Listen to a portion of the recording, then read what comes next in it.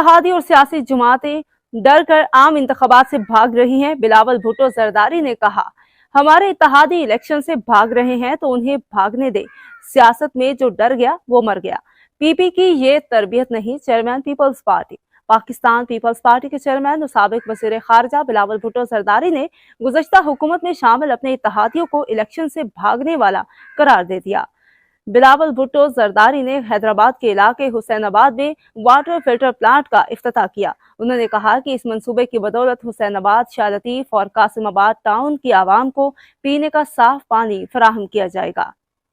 तकरीब से खिताब करते हुए बिलावल का कहना था कि सिलेक्टेड नाअहल और नालायक वज़ीर आज़म के खिलाफ तहरीक में हैदराबाद की आवाम ने भरपूर साथ दिया।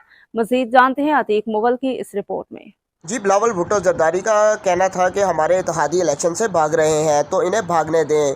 सियासत में जो डर गया वो मर गया। हमारे इत्तेहादी सियासी जमातें डर कर जनरल इलेक्शन से भाग रही हैं। डर कर भागना पीपल्स पार्टी की तरबियत नहीं। इन्होंने कहा कि पीटीआई की अवाम दुश्मन सिलेक्टेड क़यादत का मुकाबला अवाम की ताकत से करेंगे।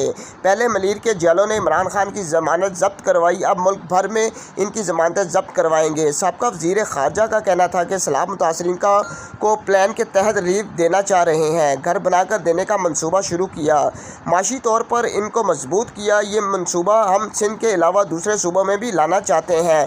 चेयरमैन पीटीआई ने अवाम के लिए घर बनाने का वादा किया था। गरीबों से छत छीन कर बनी गाला रेगुलराइज करवा कर खुद को सादो को अमीन कह रहे हैं। जी।